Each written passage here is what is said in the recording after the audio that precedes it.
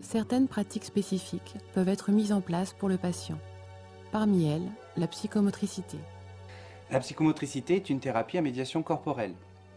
Elle vise à l'amélioration du vécu corporel du patient en souffrance psychique. En pédopsychiatrie, la psychomotricité permet de travailler différents axes, déterminés après un bilan composé de tests et d'épreuves. On va retrouver la motricité générale, expression du corps en mouvement, marcher, courir, sauter. Et aussi la motricité fine, et en particulier la graphomotricité.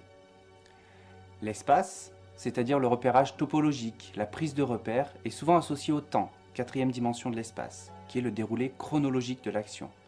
On retrouve les activités de ballon, les parcours psychomoteurs, pourquoi pas le jonglage. La latéralisation, élément que seuls les psychomotriciens sont habilités à évaluer, peut être favorisée à travers l'usage coordonné des différents membres du corps en situation de jeu.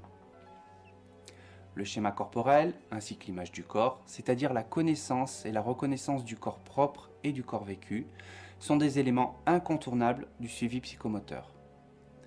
Le tonus, quant à lui, est la tension musculaire qui permet le maintien et les déplacements harmonieux.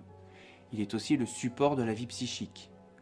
On parle d'ailleurs de régulation tonico-émotionnelle, sur laquelle nous intervenons en raison de la répercussion que peut avoir la vie psychique sur le corps. Nous pouvons par exemple intervenir par le biais de médiations comme les arts martiaux. La proposition de temps de relaxation, spécialité des psychomotriciens, est un élément non négligeable dans un suivi d'enfants ou d'adolescents. Les divers troubles du comportement, troubles de l'attention, de la mémoire, inhibition, hyperactivité, mais aussi les troubles des apprentissages, les dyspraxies, qui sont des troubles d'organisation et de programmation du geste, ou la précocité, font partie des pathologies rencontrées et prises en compte au décours d'un suivi en psychomotricité.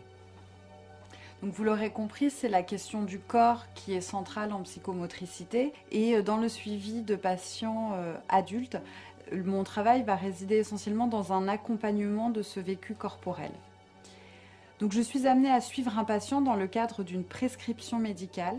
Cette question de la prescription médicale, elle me permet de me situer dans un travail d'équipe pluridisciplinaire où on réfléchit à la pertinence d'un suivi en psychomotricité pour les patients que nous accueillons dans notre unité.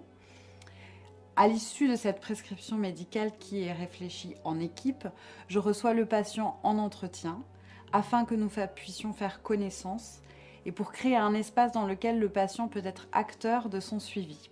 L'entretien va permettre de penser avec le patient un projet thérapeutique au cours de son hospitalisation et pour le psychomotricien d'évaluer comment le patient se positionne dans la relation, la prise de conscience qu'il a de sa maladie, le discours qu'il porte sur son corps, l'histoire qu'il a à raconter autour de son corps.